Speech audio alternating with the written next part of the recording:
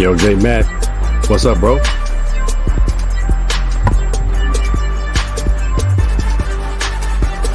Yo,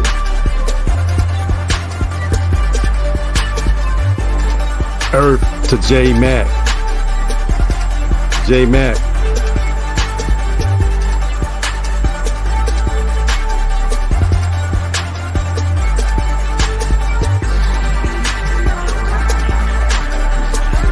Yo, let's go, let's go.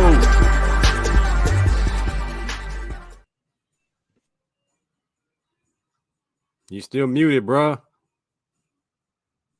Yo, what's going on, everyone? Hey, what's happening? What's happening? It is Monday, January 30th. Can you believe we are approaching February?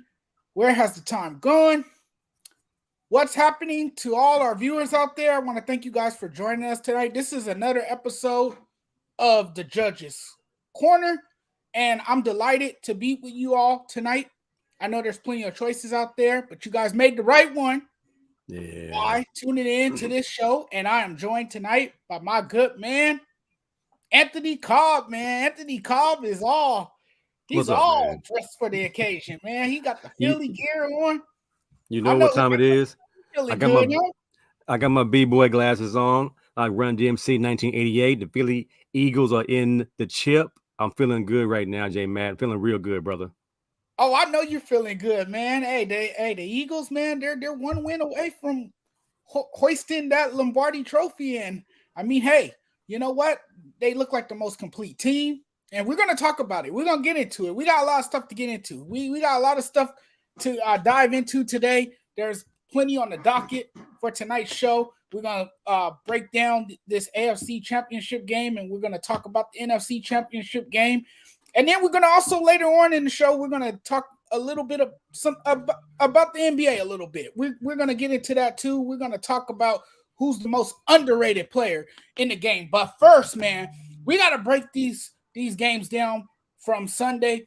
We're going to talk about the AFC Championship game first because it was amazing. It was wild. It was a great game from start to finish.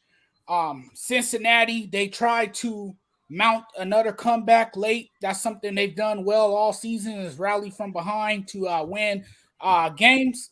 That wasn't the case this time. They did it last year against the Kansas City Chiefs, but Patrick Mahomes, man, said this time not in his house. And I mean, he built his team to victory. Hey, he had a legendary performance. Let's call it for what it is. Patrick Mahomes was simply legendary in that game, and he did everything he had to do to send his team to the Super Bowl. What's your thoughts? How you feel about it? What do you think? I feel the Bengals had two chances. The Bengals had two chances to put their stamp on it at the end, but they failed to do so. So they're going to, of course, go to the referees as a reason why. But I'm always been a person that said, don't let the referees dictate your outcome, man. Don't let it come to that. You had plenty of opportunities. You give Patrick Mahomes an opportunity, he going to take it. So, unfortunately, that linebacker felt he had to push him in the ninth hour out of bounds, which cost him 15 big yards because that kick was not going to get there. Well, I'm pretty sure he would have kicked it differently if it was 15 yards further back. But it is what it is. If it comes down to that last play, it comes down to that last play. It wasn't all on that one play. They all played 4 quarters. They all came up to 20 points apiece, and it came down to one drive, and they let Patrick Mahomes. It's a game of who has the ball first and who has the ball last. And it's in this case, that guy number 15 is dangerous when he has the ball with a minute left. He is dangerous when he has the ball. And when you give him too much time, he's going to march his team down the field. I was very surprised to see him move the way he was moving. For a guy who wasn't 100% coming into this game, he moved a lot better than I thought he would. And that's where he hurts you the most with his feet, because he can do it with his arms and his feet. The guy's incredible. He's clearly, arguably, undisputedly the best quarterback in the NFL. I mean, you could really make that argument, and he has ice water in his veins. He really does. He has ice water in his veins. Well, you have that kind of levity and green light to just be yourself. A lot of times young kids even professionals, they don't want to make mistakes. I don't think Mahomes plays like that. I think he's out there really having fun. And we're wonderfully made to a point where we have a thing called adrenaline. And adrenaline is a painkiller like no ibuprofen, no Novocaine, no cortisone shot can ever compete with. Adrenaline will keep you right, even if you can barely walk or barely move. If you want to be out there, that body will line up with, and if he really wants to be out there, he will. Unlike some of our softer NBA players who go on a 2-month hiatus because they have an owie. But Pat Mahomes went out there like a champion, like a warrior, and played on the bum leg. And it's not like he ran for 1,000 yards. He just moved around just enough so he can get the ball off. And I think that's commendable. Hats off to him. Jalen Hurts was my MVP until he got hurt. So Mahomes is clear cut the MVP right now. And early in that game, I think their strategy early in that game, if you look at Kansas City, he was getting rid of the ball quickly. Yeah. He wasn't holding on to the ball too long. He wasn't, running to gain a chunk of yards. He was trying to get rid of the ball as fast as possible. And I think that, helped later down the stretch when he needed to start to run more and make more plays with his feet, in which he did, to put his team in field goal range, in which Buckner came through with the clutch field goal. It was a great game. It's heartbreaking for the Bengals, though. But the Bengals, they'll be back. They'll be back. Joe Burrow's going to be in this league for a long time. He's a good quarterback in his own right. He made some mistakes. I know he wish he can have some of those mistakes that he made back. And hopefully he'll learn from those mistakes going into next season. But they're a young team. They're a young squad. I had the Bengals winning. it. I thought they would do what they did last year because they were out to prove something to the world, right? They were out to prove that last year's magical run to the Super Bowl wasn't a fluke, in which it wasn't, because they came back with a vengeance. They played their hearts out. They peaked at the right time. Remember, this is a team that got off to a slow start because the offensive line wasn't protecting Burrow well to start. Remember, this is an offensive line that they revamped in the offseason. And it took them a while to kind of gel together. So the Bengals, man, they scared a lot of people. They scared a lot of people early. They scared their fans early because a lot of their fans said, okay, what's going on here? We're not looking like the team that we looked like a year ago. Are we suffering from a hangover? Why aren't we winning games? And then they start to scare opposing teams, and they put the rest of the league on notice with their play down the stretch, was able to go on a run. They was the hottest team in the NFL. People had slept on them, and they were just embracing that underdog role. They were okay with not having that pressure on them, and it was that us against the world mentality. And they played their hearts out. They just came up short against a very good Kansas City Chiefs team that planned very well, that put Mahomes in good situations, and Mahomes did his thing. And it's clear to us that you can't bet against Patrick Mahomes. You can never count this Chiefs team out. Yes, you look at what the Bengals had. They had more weapons on the offensive side of the ball. No doubt about it. Joe Burrow had so many weapons and so many options out there. He can, spread the field with all those wide receivers that he had. Jamar Chase, T. Higgins. You see T. Higgins go up for one. Man, that was one hell of a catch. That was simply breathtaking. He went up over a defender and pulled it down somehow. Just an amazing play. But it's not who's the most talented all the time. Sometimes it comes down to consistency, and that's what the Chiefs showed yesterday, and the Chiefs got it done. Well, I'm gonna say this: the word on the street was if Burrow were to beat Mahomes yesterday, their argument would be that Burrow has the moxie and the ability to become the face of the league. And this is what was on the line. He had not lost to Mahomes until yesterday. So a lot was on the line. People were waiting to see what was going to happen. And those two drives that they had the football, 20 apiece, and they failed to capitalize. You figure all they needed was 3 points. All they needed to get to was the negative 35-yard line to get a chance, and they couldn't do that. That big sack to end that drive, which gave the ball back to Patty Mahomes, was the nail in the coffin for them. And a lot of people had the Bengals overrated. Like, they were not the team we thought they were, even though they went to the Super Bowl last year. But like you said, earlier in the season, they were sputtering, and they finally came up and became a hot team. But everybody was kind of picking them apart. Is that, are they that good? We won't know until they play against a team. And we thought the Buffalo Bills were going to be that team. And now I'm beginning to think, have second thoughts about the Bills and Josh Allen, how good he really is, because he's a turnover machine. So I'm thinking, Joe Burrow has solidified himself in that top 5 quarterbacks in this league. However, he failed to capitalize them last 2 drives. So I'm kind of like, let me slow my roll on elevating him above everybody else, because he has, had some injuries to the offensive line that has caused him to not be as confident at times, I would think. But he won't show it, because he has that bravado about him that he wants to always have that macho thing going on for his teammates to feed off of. But he was exposed last night a little bit, where he could not make the play. Like you said, Mahomes got rid of that ball early because he knew he couldn't run. He couldn't scramble the way he wanted to. So he got that ball out early. And before you know it, that makes the defense loosen up a little bit. It gave him more time to throw the football. So it's just a battle of wits. It's a chess game. It's never checkers. And Andy Reid, being the veteran coach that he is, he really had his team prepared with those no-name receivers, even though Juju's my guy. Long Beach Poly, local guy going to the Super Bowl. Congratulations, Juju Smith-Schuster.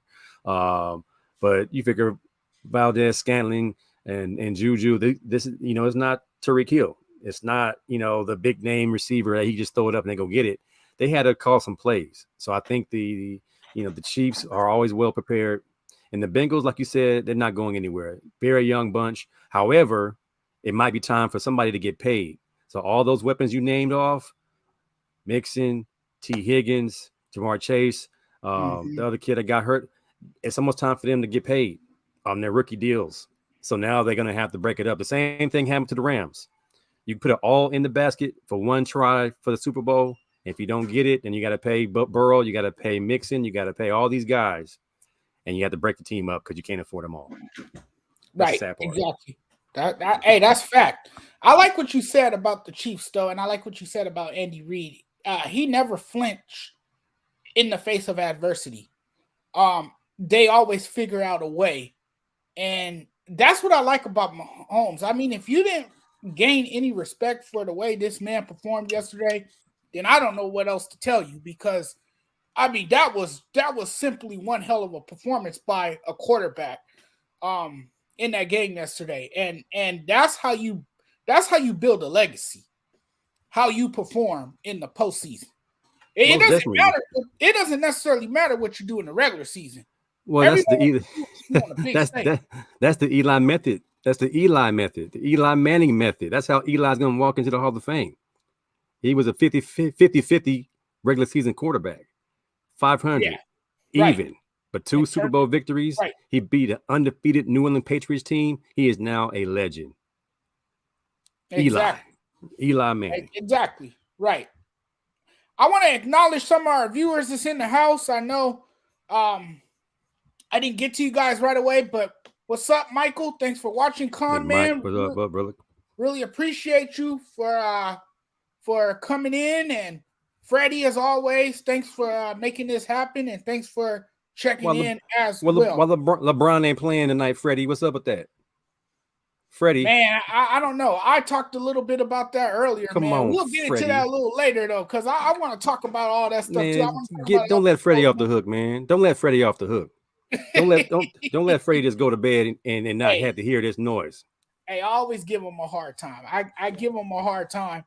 Always. I make it difficult for him. I'll tell you. You gotta make his life uncomfortable. Make it real physical up in there, man. Now we're about to move on to the NFC Championship game, my friend. Fly, Eagles fly, right? Yeah, That's boy. what they say in Philly, and that's what all That's Eagles always fans is. say. I know that's what my cousin says because he's a It's a Philly Philly fan. thing. It's a Philly thing. You wouldn't understand. It's a It's a Philly Philly thing. thing, right?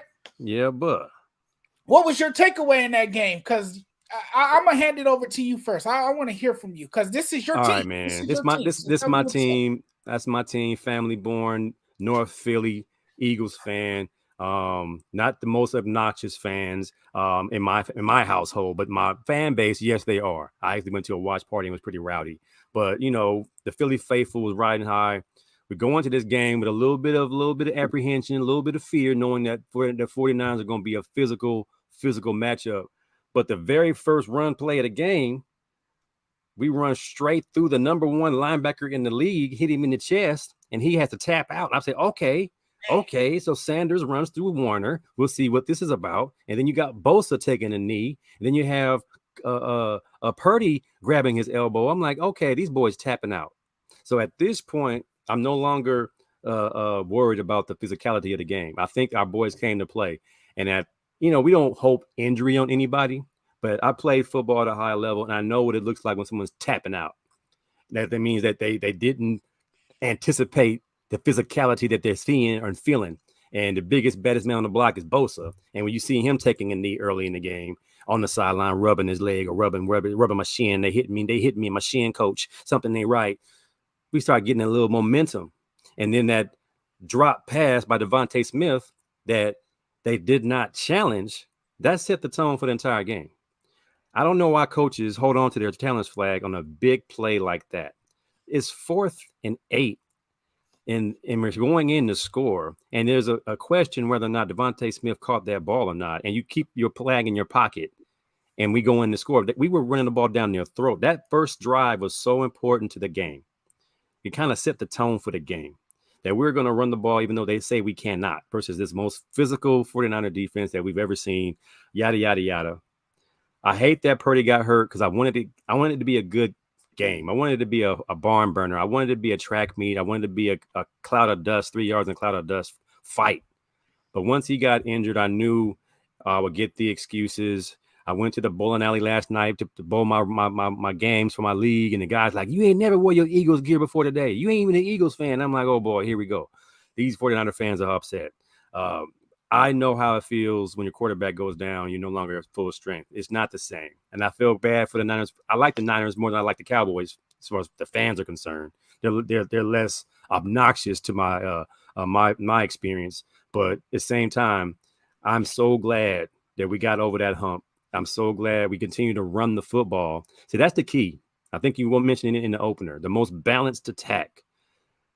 That's why I believe we have an edge over the Kansas City Chiefs. Because the Chiefs are so one-dimensional. They can run the football, but they just choose not to because they have that guy, number 15.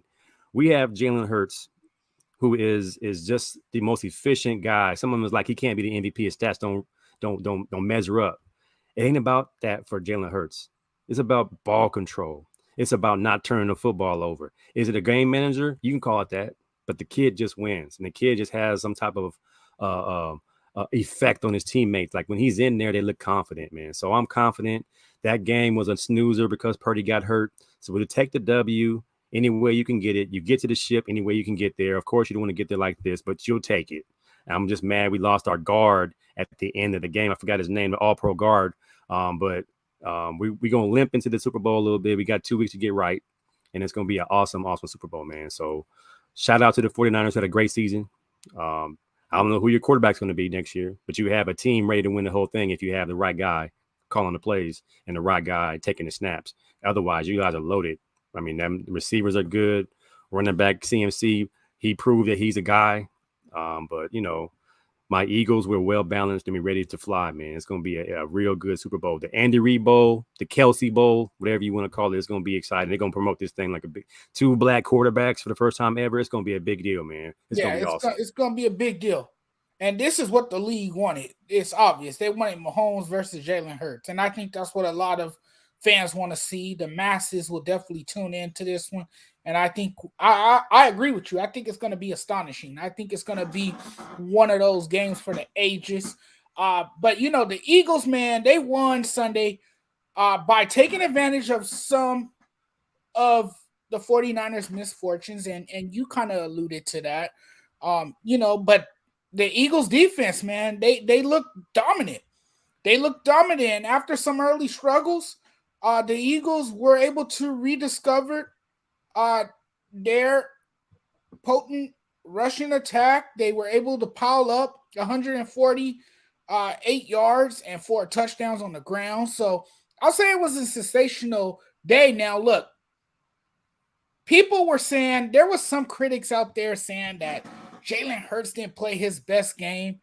And I mean, calm down, man. The dude has had a breakout year.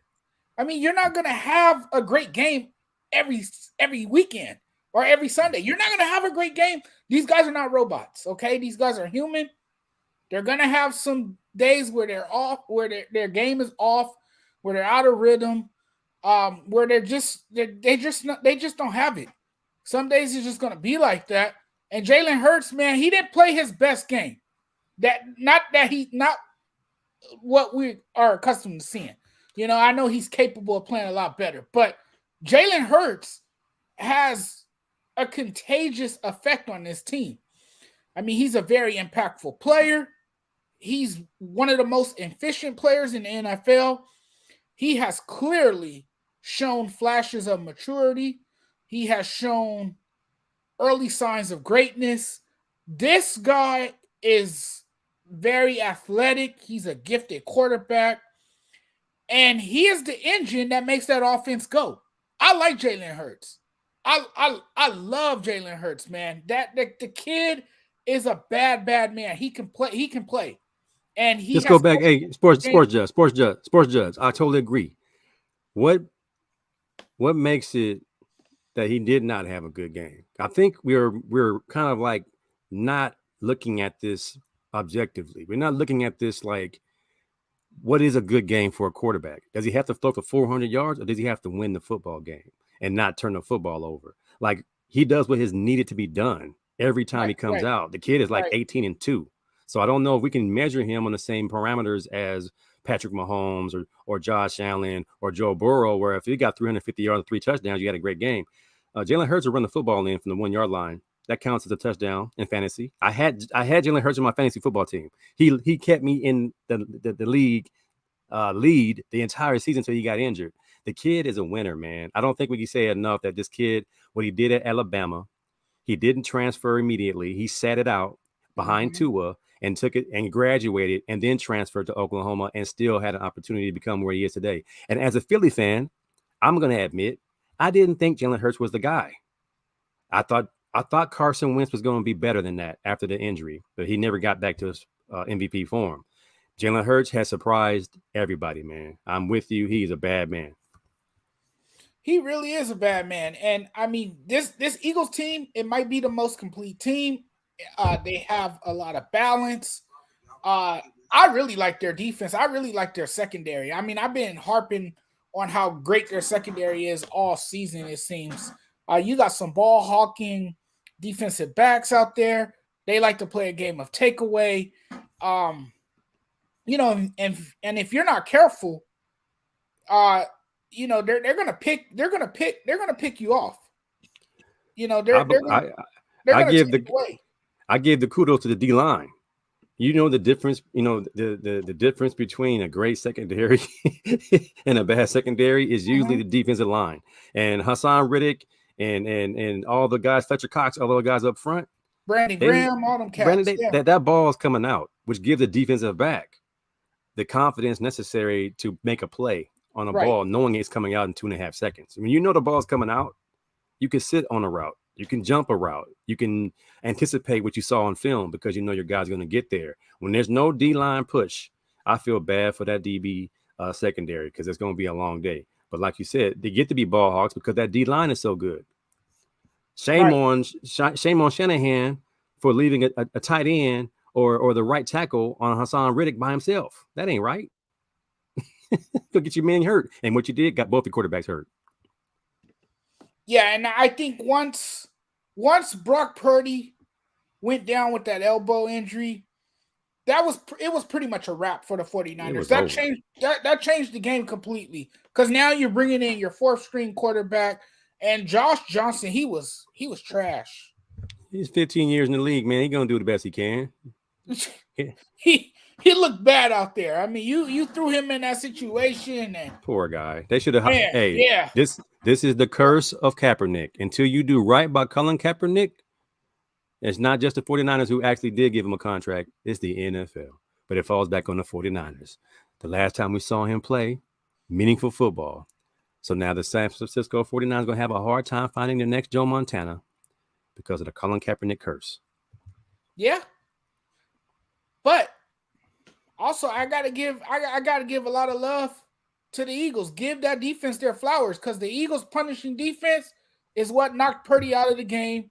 And it is what forced him to return with Johnson. I mean, the Eagles were too good. They were too good. They swarmed Purdy. They knocked him out of the game early, and that was the difference in the ball game. And now the Eagles are going to the Super Bowl. Yeah, the Chiefs better have a chipper outside that left tackle and right tackle, but I have a running back or somebody coming over to chip our defensive ends. We got Sweat and Riddick coming off the edge, and our D tackles. We still got Dominican Sue in there trying to kick people in the nuts. We got some dudes in there, man. So it's going to be an interesting game. I'm trying to think back to the Tampa Bay Buccaneers playing the Chiefs and how that defense gave Mahomes problems. And it was because they had a great pass rush, and then they had great coverage in the backfield. So it's going to be interesting. It's going to be interesting. I believe the over and under is going to be really interested. I think the line is almost even, with the Eagles favored by maybe a point. So right now it's going to be a really, really even matchup until kickoff. They probably change it when we get closer and closer.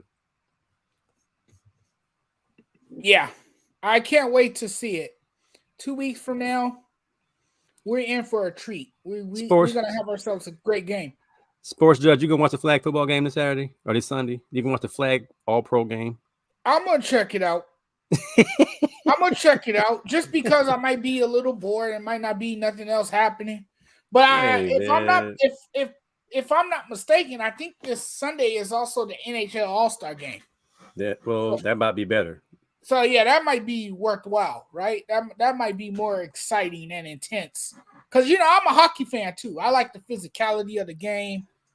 Yeah, I like the intensity. You like that they can fight. That too. You like that it's legal fighting. That too. You would be a goon if you were a hockey player. Hey, it's a great source of entertainment. You'd be a goon with that beard you got. Yeah, you'd be a goon. Oh, I'll fit in nicely, right? Yeah, nice two-tone beard. Player.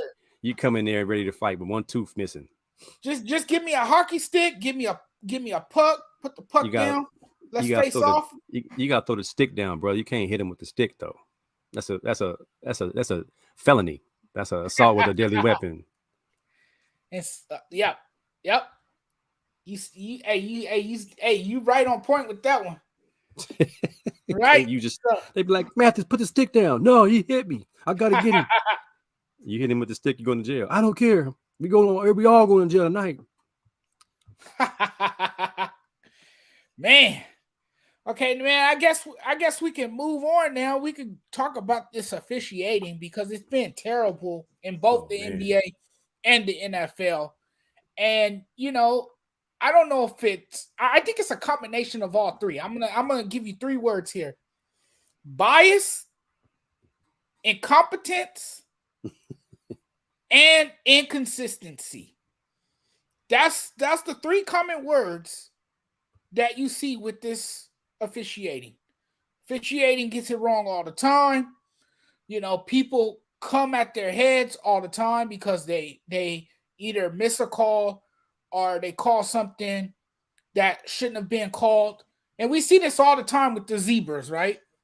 And then they come back the next day and they say, oh, our mistake. We missed the call. It's nothing you could do at that point because the game is over.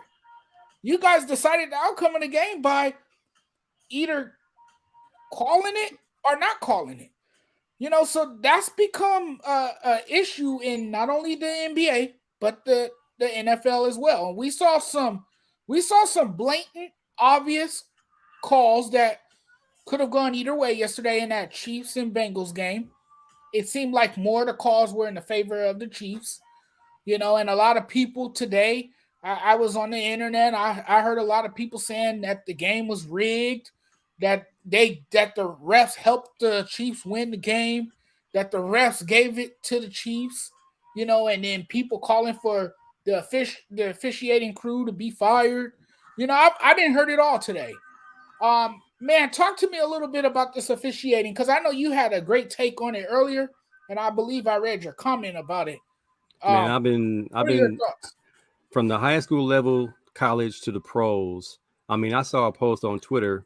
They were bad mouthing Robert Ory for getting thrown out of his son's basketball game for some bad officiating, and I had to come to Robert Ory's defense because I almost got thrown out of a basketball game last week. I don't normally attack the refs. I understand it's a hard job.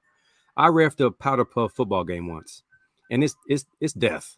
It's the worst thing in the world to referee a game when you have the fans on top of your head screaming that you don't know the sport. And I'm like, I played pro football. I know football. You don't know what you're looking at. You're blind. I know it's a hard job. I have friends, very good close friends who are officials. I know they go to trainings, they watch film, they get better, they get critiqued, they get docked, they get demoted, they get promoted, and then you will hope you get the best of the best when you see the AFC and NFC Championship games. But apparently, even strike officials and regular season officials and playoff officials all have brain farts and always miss the mark sometime, and they have to be human and admit they made a mistake. You go back to the NBA the other day when LeBron James was fouled on the game winner. Yes, it was a slap on the wrist, but of some reason or not, officials typically swallow the whistle at the end of the game. And why is that? I don't know. In the beginning of the game, they'll call that. The end of the game, they won't call that. It's just like you said, inconsistency is what's really frustrating, is that they pick and choose. If you can call holding on every single play in the NFL and you choose to call holding on third and 15, or you call holding defensive holding on third and 20 after a penalty, or you say that play didn't count. It's 3rd and 9. Let's have a do-over for Patrick Mahomes to have another try to get a first down. It's just the inconsistency. And then you have to think about, do they really want Joe Burrow to play against Jalen Hurts in the Super Bowl? You start thinking about the conspiracy theories that go along with the bad officiating. It's like, is this really rigged? It's too hard to rig a football game. It's too hard to rig a basketball game. All they can possibly do is skew the score. They can't necessarily make the outcome because kids still have to catch the ball. You still have to make a shot. You still got to catch the ball. The things have to happen for the outcome to be what it is. So is there a rig? I don't think it's rigged. But I do think the officials do have favorites. And the home field advantage is a real thing. I call it home cooking.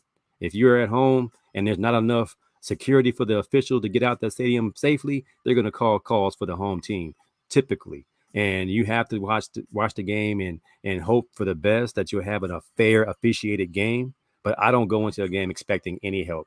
Whenever I get a call like the Eagles got for Devontae Smith's catch drop, the first series of the game, I'll take it because I know just like that, it can go the other way. So that's why they gave the coaches challenge flags. You can go in there and refute what you thought you saw, or your people in the booth say, hey, man, that's not a catch. Throw the flag. And you have that opportunity as a coach to make some things right with replay.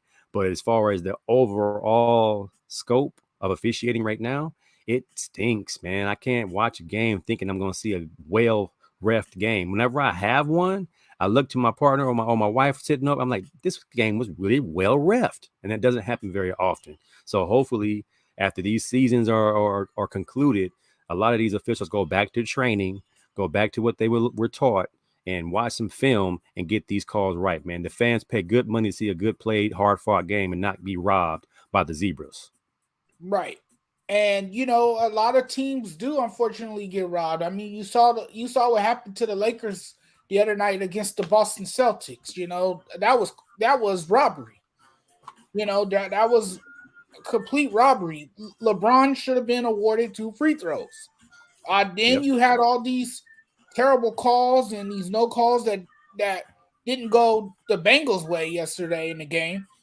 and that could have changed the whole dynamic of that game as well, but this is why as a team, and this is what every coach should preach to their teams. This is why you don't want to be put in a situation where you have to play from behind. Are down in a game, because if you are down in the game and it comes down to the fourth quarter and in the final quarter, sometimes the refs do take control of the game. And you never want to lose a game based on technicality. You never want to lose a game that way. So that's why you always want to be ahead, at least by a couple of touchdowns or by 10 points or more if you're playing in the NBA, because you don't want the refs to be able to have the opportunity to dictate the outcome of the game. And we're seeing a lot of that more and more because that has become commonplace in both the NBA and the NFL and even MLB too. Sometimes the umpires have bigger strike zones, or they might miss a call that's kind of a ball might be kind of down and low, and they call it a strike when it's really a ball. I mean, you just see this stuff all the time. But the refs, you're right. They need to go back to training in the off season, because I'm with you. Fans deserve to see a hard fought game, and fans and players shouldn't have to be in a situation where it comes down to the final possession and the ref decides the game. That should never happen. It shouldn't happen, especially for the face of the NBA, LeBron James. Now, I will play the other side. LeBron James had a clear path to the lane. They didn't stop him at all. And as a Kareem fan, as I watched LeBron about to pass Kareem in about 3 more games, as I'm a little bit salty about that, he's going to the lane, unabated to the lane, and the guys are hoping at the end to get a piece of the ball, but they're not getting in front of LeBron James. He has a clear path to the lane.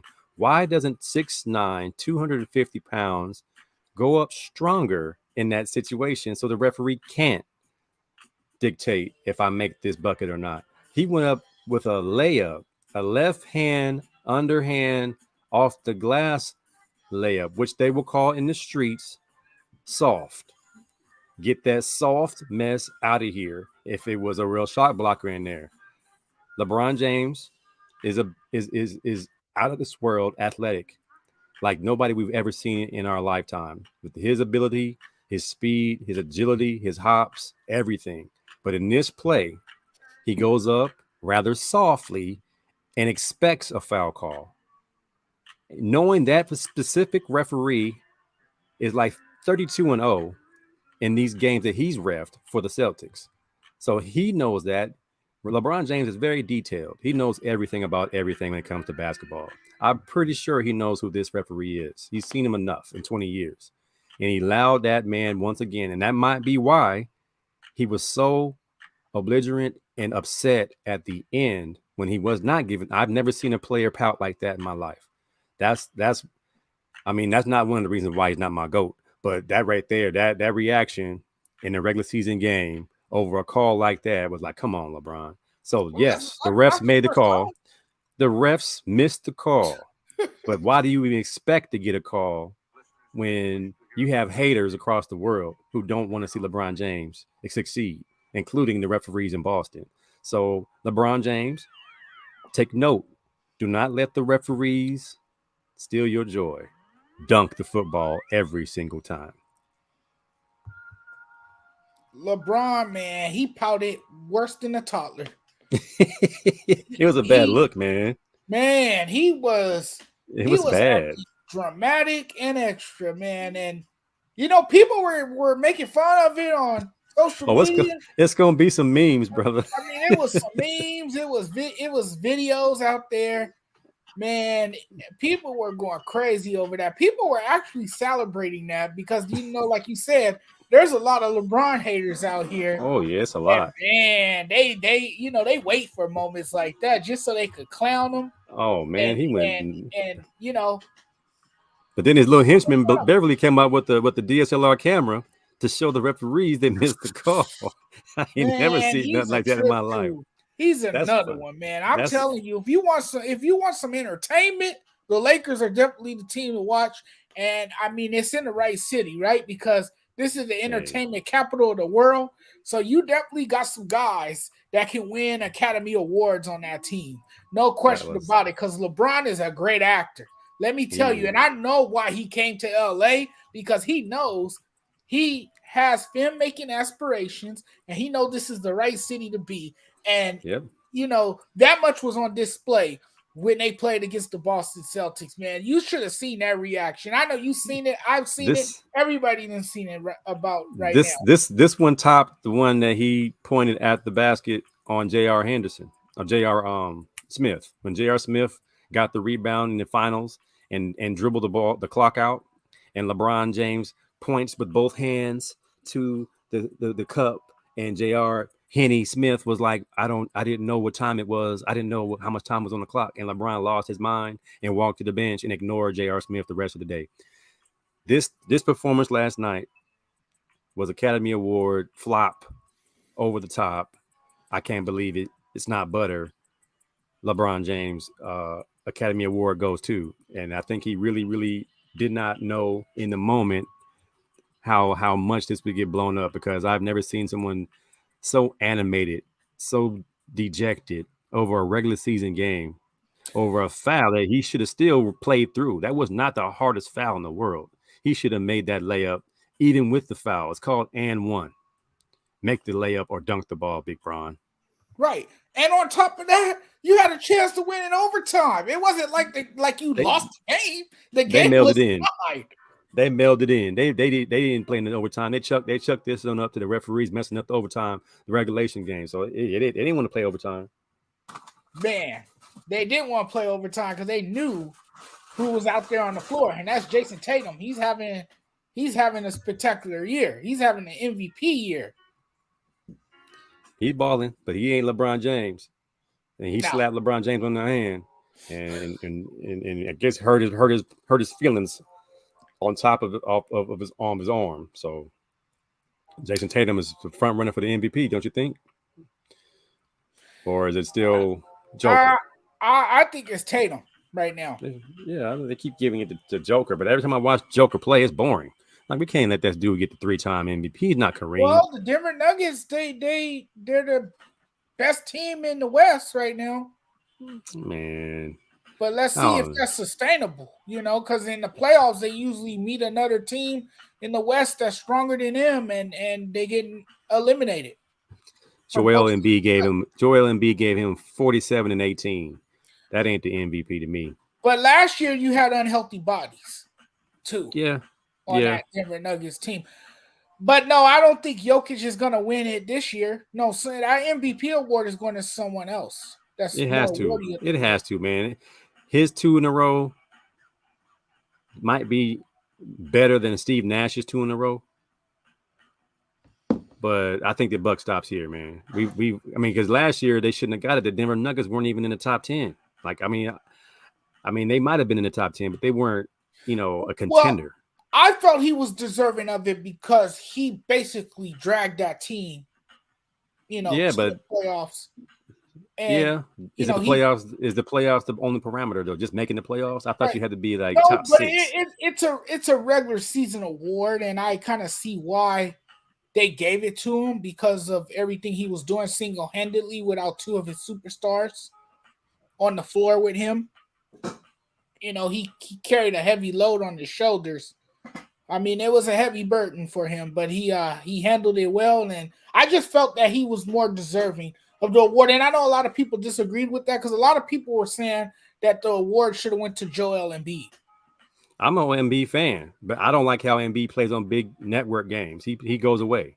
So my thing was, he don't deserve the MVP last year. Now this year, it's still some into the background. Yeah, he fades away. But now this year, he seemed like he's trying to put an exclamation point on his performances on national television games.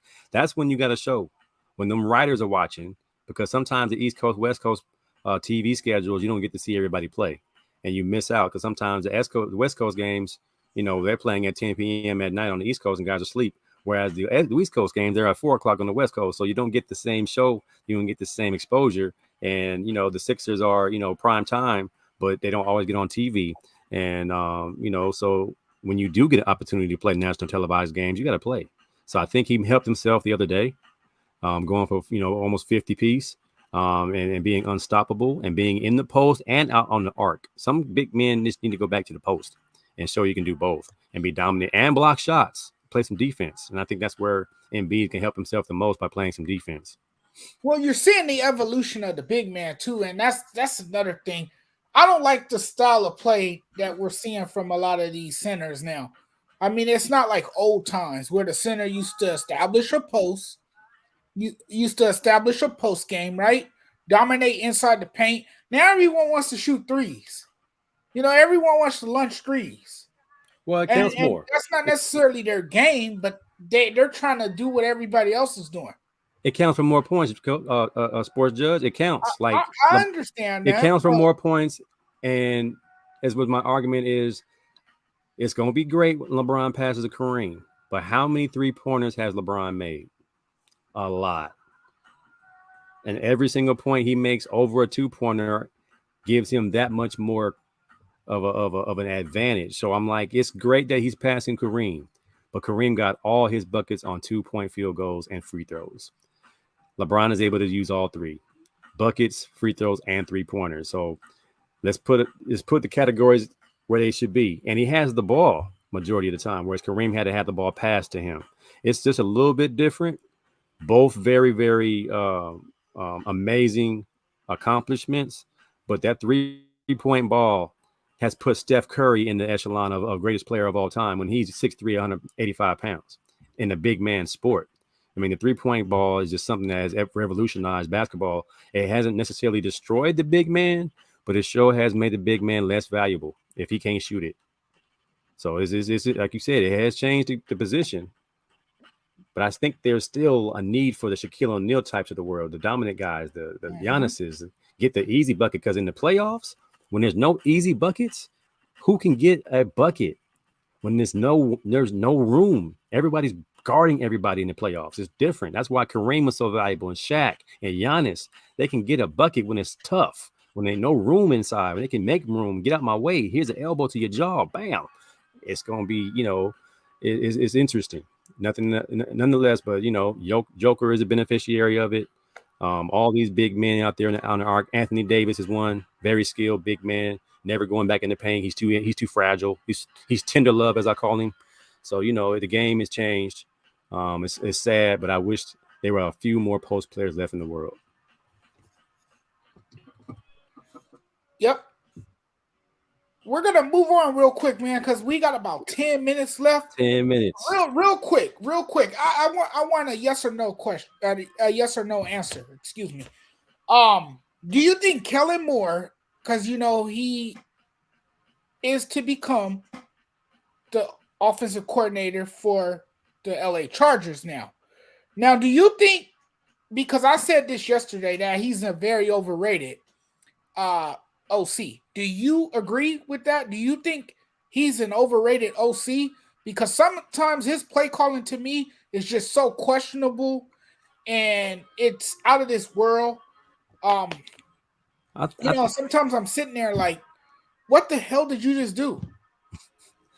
I don't think it's Kellen Moore any more than it is Dak Prescott. I just know that play calling is a science. And when you have the right people, the right personnel, you can look like a genius. You can look like the guy who has it all figured out. And what's the Rams head coach's name? Sean McVay. Sean McVay has been a genius for the last 5 years until he did not have the personnel to run his offense. And now he wants to retire early and things like that. It's not an easy job. That's why they get paid millions to be a coordinator, not the head coach, the coordinator, to call plays for a team like the Dallas Cowboys. Now, when you have weapons like the Cowboys had, and then you had injuries on the offensive line, the offensive coordinator is the first guy to go, because you now think that we got to do something differently, when actually, when you don't have the personnel, a lot of that playbook gets thrown out the window. It happens on every level, even in the high school level. When we were coaching this year, our quarterbacks got hurt. So now you can no longer run those plays that were made for that group. So I understand. And this is why he got a job so quick. Look at the Chargers. Look what they got.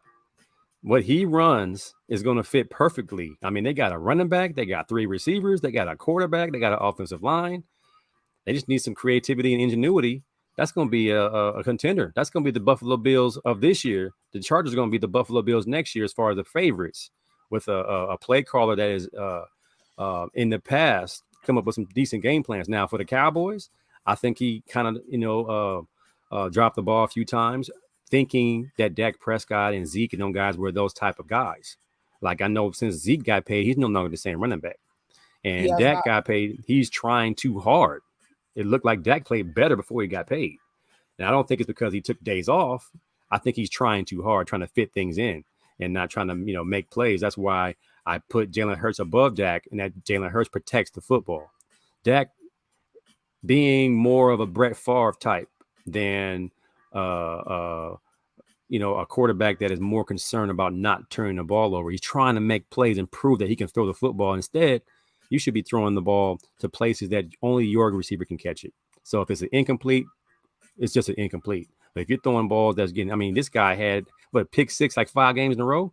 Like at some point, you got to be more careful with the football. It had nothing to do with Kellen Moore.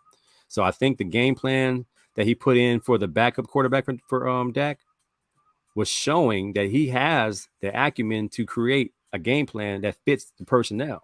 I think they thought having Dak back, we can have an unlimited playbook, which is not the case. Dak has his limitations, and as a parent, now he gets to go see what Herbert can do, which I think is a better quarterback than Dak Prescott. And you have Keenan Allen, you have Mike Williams, you have a lot of guys to throw it to. And I think he's going to have big names over there. Not to see the laminate, they threw the football to the tight end pretty well in Dallas. So I know they have a pretty good tight end in the Chargers as well. So I just think he'll be fine. I don't think Kellen Moore is a bad coach. I just think he ran out of options in Dallas with that personnel he had. Yeah, I can see that. And Dak, man, Dak seems like he has regressed a lot since he's gotten paid. But then you're also asking him to do a lot more. You're asking him to throw 40 times a game. You abandon your run game. You've gotten away from your run game. I've always said this about the Dallas Cowboys. They're too one-dimensional. And that's why Dak has become more reckless as a quarterback. And he turns over the ball more now because that pressure is on him to perform at such a higher level because he doesn't have that security blanket in Ezekiel Elliott anymore. And then in the playoffs, they lost Tony Pollard, their best running back, and that changed everything for Dak, and that made his night much more difficult. Sports Judge, earlier in the show, you said Jalen Hurts didn't have his best game. Now let's take a look at Dak. What's a good game for Dak? I think that pressure is not only on Dak, but you got Jerry Jones, who was a notorious meddler with the game planning and personnel of the team. I pay this man this much money. He needs to perform. So does it put the pressure on Kellen Moore to put the ball in Dak's hands and not Zeke and Tony Pollard's hands? Because we paid this man this much money. Let's make him earn his money. Like he needs to be the face of this team because I paid him like he's the face of this team. Win, lose, or draw, we're going to put this on Dak. It feels that way, whereas they haven't paid Jalen Hurts yet. They don't have to throw the ball 40 times for them to feel they got their money's worth for Jalen Hurts. They could run the football 40 times, and we could throw the ball 15 times and still win this game. The Cowboys, you got 2 very good running backs, and a really good running offensive line was very good. They got injured, but it looks like they go away from the run because they put the money in the quarterback and receivers. They did put some money in Zeke's pocket, but now they're ready to get rid of Zeke already. And they are no longer, fully invested in him. They only give the ball in the red zone on goal line situations. But it feels like the Cowboys get away from the run game because they put all their money on Dak Prescott, and he's not that dude. Right, and they're fully invested in him after, paying him a lot to be the quarterback of the Dallas Cowboys because they trusted that he can lead that offense, and that hasn't been the case. But we've run out of time. It's been real, my friend. You know, thanks for joining me on the second episode of the Judge's Corner. Hey man, it's been a pleasure, brother. Thanks for having me, man. Thanks. Yeah, absolutely. You know, we're gonna do this every Monday. You'll be back with me next Monday to chat some sports. So every Monday. Yeah, you'll be around. You'll be around here, man. You. Hey man, I've been on hiatus for my show, man. I've been trying to get my son ready for college, getting my son ready for his high school games. I've been hustling, man. So I haven't even done my show in a while. So hopefully I'll get back in the flow of things. I know. I was wondering because I was saying, hey, I haven't seen AFC Club in a minute, man. I enjoy that show on Thursday night. I was on Tuesday nights, and we had a 1585 show on Friday night. So we've been taking a break. We both are educators. You're an educator. We get worn out by our schools, our kids, and our occupation. And but you know, we got to get back in there, man. This was a pandemic show for me. But I got back in the flow when the pandemic was over, and then I got busy again getting my son ready for his football season and his basketball season. So, you know, when things start slowing down, I'm gonna get back on here. But I'll come on here with the Sports Judge every Monday night at 8 when time permits. Yeah, appreciate you, man. Hey, when time permits, I can't thank you enough. I can't thank you wholeheartedly. Tell everyone where they can find you. Hey man, you can find me at AC Sports Live on Facebook and on YouTube under Anthony Cobbs. I'm usually just pretty much all public. Even on Instagram, I'm just AC Sports Live.